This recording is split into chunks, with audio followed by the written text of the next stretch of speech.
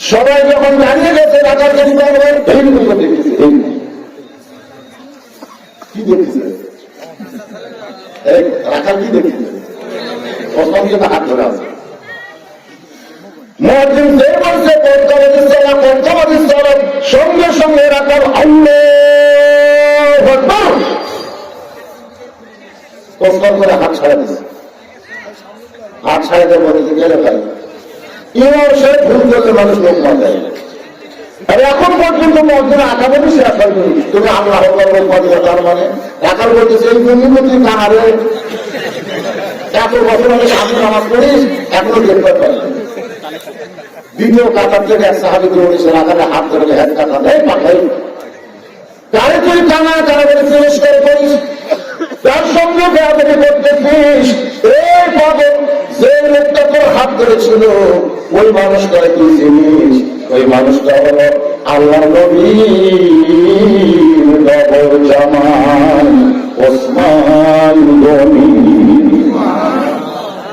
রাজায় থর করে জানতেছে এই জন্যই বারান্দার নামাজ পড়ি এই জন্যই বারান্দার নামাজ পড়ি ভিতরে ঢুকতে চাই না কারণ ভিতরে কান্দন যাদের সাহাবে পড়তে আমি রাখাল কেমন করবো কিন্তু ওই পথিক আমার সর্বনাশ করছে কোমর সালকে আঙ্গুল দেখায় বলতেছে ওই পথিক আমার সর্বনাশ করছে ওই পথিক আমারে বলছে কোমরকে যদি চর্চা তাহলে সামনে কাতারে নামাজ পড়ো আমি শুধুমাত্র হয়তো কোমরকে দেখার জন্য আপনার সামনে কাতারে আসবে সামনে কাতারে আসবে যদি ওই পথিককে মেহরাবের মধ্যে দেখতে পাই তাহলে তোমরাই বলো লোকমা দেওয়া ছাড়া তোমার উপায় নাই আরে আল্লাহ লোকমা দিয়ে ওই পথিককে মেহরাব থেকে সরাই দিব ওই জায়গায় কোমরকে আমি এক নজরে দেখতে চাই হাজার হাজার সাহাবীরা কাঁদলে সমস্ত সাহাবীরা যখন কাঁদতেছে রাখাল জিল্লা বলে বারান্দায় নামাজ পড়া হতো এই ভিতরে যেন কান্দা কান্দি শুরু হয়ে গেল ওসমান করে বলে রাখাল ভাই ভিতরে কান্দার কারণে বলো তুমি ধরে পথিক বলতেছ তিনি হলেন হযরত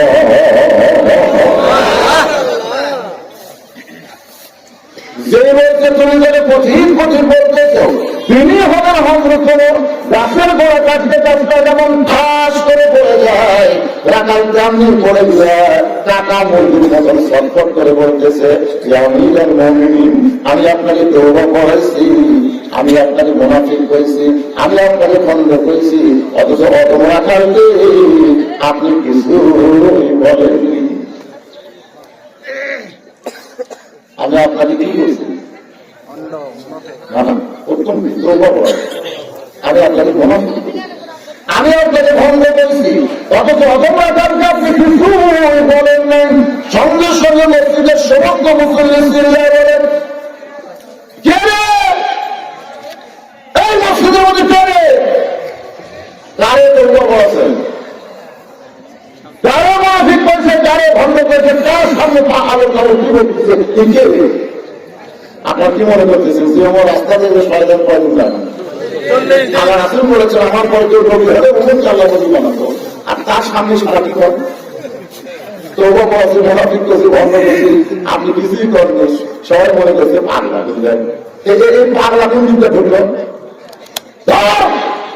সবাই যখন ভয় করেছে কোন ফেরত বুঝলেন এতগুলো বন্ধুকে যদি এক ভয় কিছু করা লাগবে না এমনি পুরুষ আপনার কি মনে করতেছেন পুলিশের ধরা আর সামার শ্বশুর ধরা এক করা আমার মাঝে মাঝে আপনার গাড়ির মাঝে হাত আসে শ্বশুর বাড়ি যায় না হাত করে দিতে একটা শ্বশুর বাড়ি থেকে আমার হাত করতে দিই কিছু তো হাত করতে বাবা কি তুমি আসো থেকে চলে যাবে আমার হরকার চোখে পড়া আজ তোমার যাওয়া লাগবে এখন বলে শরীর তো আমার ধরে গেলে যাচ্ছে এটার মধ্যে কোনো রাগ আছে এর মধ্যে কি আছে মহব্বত আছে আর পুলিশ করতে ধরে পায় না সবাই আসলে চায় না পুলিশকে সাইন আপনার বলেন যে এই ধরা মানবি এইটা কি ধরা আজকে যে সাহাবিগুলো যদি ওই রাখালকে ধরে আমার মনে তো দয়া করে করবি কাক তৌবা করাছে কাক মুনাফিক করেছে কাক খন্ড করেছে সবাই যদি গেলে ঘরে প্রায় সঙ্গে সঙ্গে বললেন আল্লাহ ওয়া রাসূল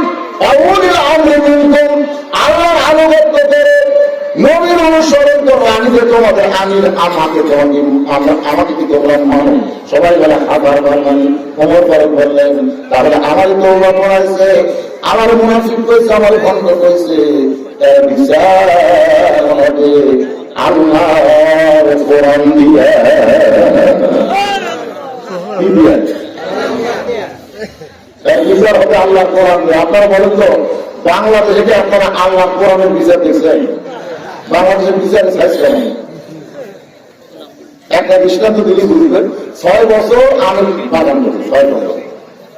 এবার 10টি মাসে দেখতে গেছে আমি সাইজ যা দেখে গাছের ঢালে বসে বাচ্চা আম কাটতেছি আর ব্যাগে পড়ে দিচ্ছি। আমি খাইনি, আমার পরিবারে কেউ খাইনি, আপনি আমার গাছের আম কাটতেছি। একটু বাদ দিয়ে যা বিচার দেবো রে, একটু বাবুদের বিচার দেবো, ওইখানে খুশি আসবে। বাবার মালিক বলে হাসিস কেন? বলে আমার বাবা কোথায় যাবে? আমার বাবা আর এক কাছে চলে যায়।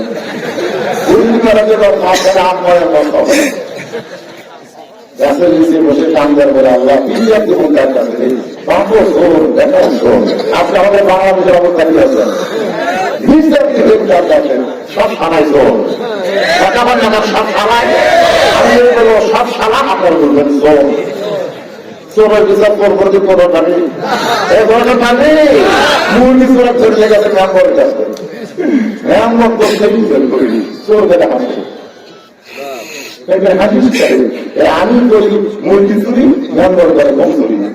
আমার দুই কোনো করবো এক নম্বরের কথা হচ্ছে যাচ্ছে চোর আরো করে হবে। আমার হাসিস করে মানে মেম্বর করে মনে মনে চেয়ারম্যান করে টনে টনে।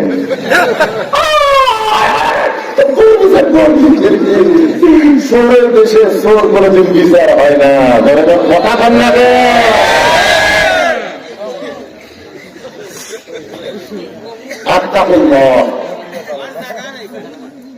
আল্লাহর ভয় যদি পরিবারের মধ্যে রাখতে চান, এই বিষয়টাকে সামনে নিয়ে আমি আপনাদের সামনে আলোচনা করতেছি।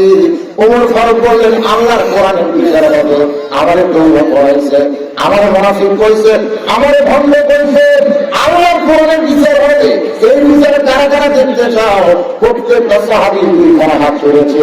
আপনারা কারা কারা দেখবেন? দুই হাত তুলে আল্লাহকে দেখান। এই হাত নামান। এটা কি দুনিয়ার বাংলাদেশের বিচার না কোরআনের বিচার? আপনারা কি কোরআনের বিচার করে দেখছেন? আজকে দেখে পান কোরআনের বিচার কাজ করে দেখে পান। ভাই অনেকের ধৈর্য কমান বেশি। এই সামনে দিলেও কিন্তু উঠে যাবে, পেশাব করবেন।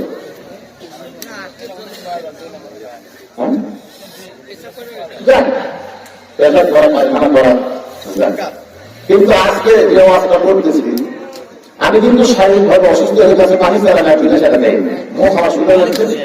এক কাপ দেওয়ার পর থেকে আর পানি দেওয়ার পর খবর বুঝলেন।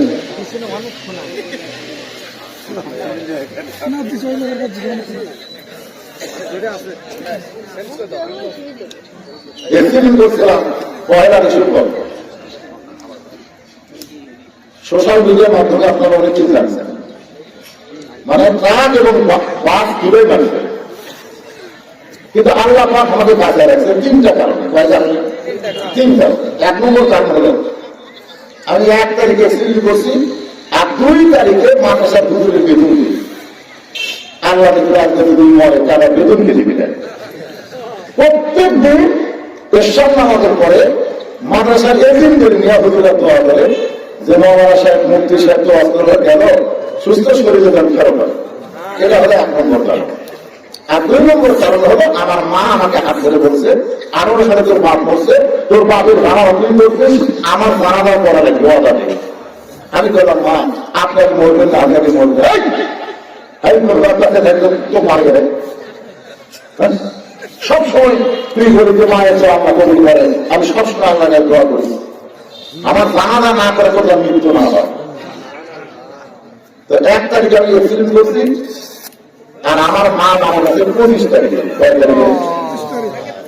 আর ওই মরাটা কিন্তু আমার কারণে। আমার অ্যাক্সিডেন্টের খবর তার কাছে দিয়েছে যে আপনার ছেলে অ্যাক্সিডেন্ট করছে। যে সারা খবর দিয়েছে ও যদি বলতো যে ছেলের গাড়ি অ্যাক্সিডেন্ট হয়েছে তাহলে আমার মা স্ট্রোক করতো না। কিন্তু ওই ভুল করছে, তারপর ছেলে সিল করছে, বড় সভা আমার মা খুব বড় সভা। আমি বাচ্চা থাকলাম, মাকে হাসপাতাল নিয়ে গেলাম, দীর্ঘ 24 দিন পরে মা আমার দুনিয়া থেকে বিদায় নিলেন। 2 নম্বর কারণ হলো মায়ের জানাজা করা লাগবে, এই জন্য আল্লাহ আমার বাঁচাইছে। আর 3 নম্বর কারণ হলো আমি কিছু ওয়াজের দাওয়াত দিয়েছি ভাই, কিছু টাকা ওষুধ দিয়ে ফেলা দিয়েছি। এখন এরা চিন্তা করে আমাদের ওয়াজ না হলে হুজুরটা মরে না, কথাটা বুঝলেন না? কিছু আগে ম্যাক করলো না, আমাদের এলাকায় কিছু লোক বলে শৈশব জন্য একটু বৃষ্টি হলে ভালো হয়, আপনি দোয়া করে দিতে ভাই, আমি দোয়া করবো আপনার আল্লাহ বৃষ্টি যেন না হয়, প্রত্যেক দিন ওয়াজ আছে কথা দিচ্ছে না। যাই হোক, অ্যাক্সিডেন্টে আমার যেমন করতে হয় গাড়িটা করে আছে, আর 25 তারিখে আমার মা মারার পর থেকে আমি একেবারে শারীরিক মানসিক ভাবে পুরো অসুস্থ। কিন্তু দাওয়াত করে দিয়ে আসছি, করা লাগবে। অসুস্থ মানুষের কথাবার্তা বলেছি, আপনাদের এতই মেলা করল, আত্মা বললো আত্মা দুটা দিয়ে জীবনের শ্রেষ্ঠ মনে করে শুনবেন, মনে যখন লাগবে মুসলমান না হয়ে আমরা কবরে যাবো না, কথা বলা যায়। আমাকে একজন বলে যে হুজুর আমরা মুসলমান নদী কিন্তু দেন আমাদের কবর করে, এই সম্পর্কে দোয়া করবেন। আপনাদের এলাকার গোরস্থানে দেন আমাদের যদি কবর করে, তাহলে যাই মরে গেল তার খবর কি?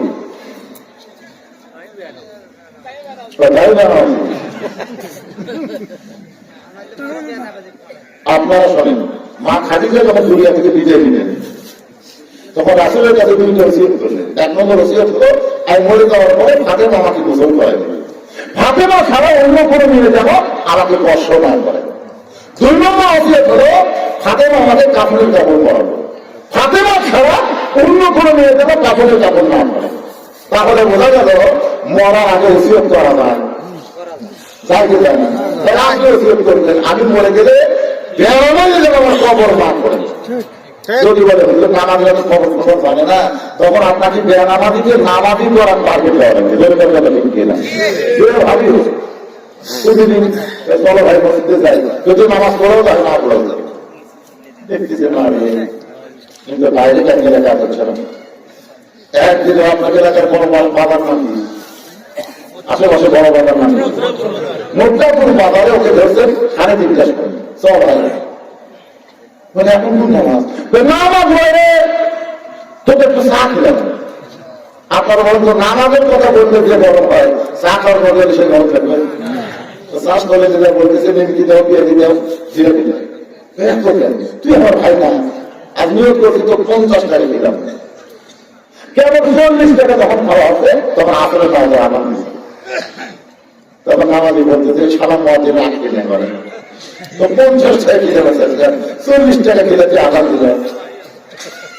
এ ভাই কিখানে বললাম না ও আবার নামাজ পড়ে আসে খুব কষ্ট দিলাম।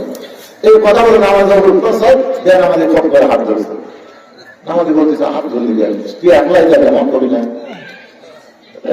মেলা করি খালি খালি পড়া। আর আমার কিছু 40 টাকা খরচ করছি কোথায় দেখতো তুই মনে করছিস ভালো তো মানবতা নাই, এতদিন খালি খালি নামাজের কথা বলছি, 40 টাকা খরচ করছি আমার জন্য না অর্থ করে নেওয়া কমে।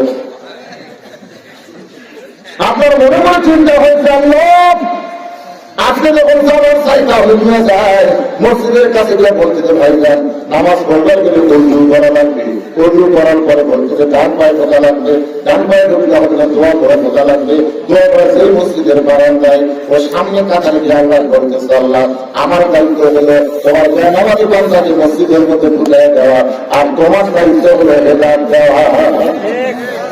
চোখের পানিতে দোয়া করতে আল্লাহ দোয়া কবুল করছে।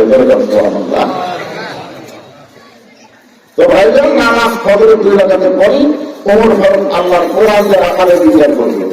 আমরা বিচারটা দেখতে চাইছি, তারপরে কিছুর বিচার দেখা এখানে কি আছে গল্প আসলে কি খুশকি মারতেছে এখন হাত তুলবেন আর বিচার না দিকে বাড়ি যাচ্ছেন যান না ভাই যান, আপনি যে বাড়ি যাবেন না হাসপাতালে যাবেন তার গ্যারান্টি দিয়ে আসবেন। মনে করো ধরে আমার অসময় থাকে যাচ্ছি 3 কথা দিলে গাছে সাথে ব্যথা গেছে পুরা ওই এখন আমার সাথে যাচ্ছি মুই একদিন কে একটা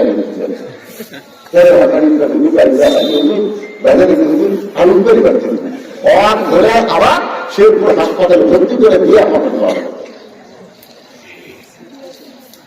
এত অধৈর্য হবে না কথা না ফজরে 2 রাকাত নামাজের পরই আপনাদের সব উপস্থাপন করবো। এই 2 রাকাত নামাজ পড়তে মনে করি 5-10 মিনিট লাগবে। এই সময়ের মধ্যে এই গরম খালি করে কেউ যদি পানি থাকে যে হুজুর আপনার হাতে দেওয়ার জন্য আমি এখনো জায়গা দেবি তাদের আমি সুযোগ দিলাম, আপনার আল্লাহর হস্তে একটু ব্যবস্থান উন্নয়ন করতে ব্যবস্থানে একটু মাটি বায়না করে রাখ, তখন যেন আসতে পারে তোমার কবর নিতা জনগণ কথা ঠিক কিনা।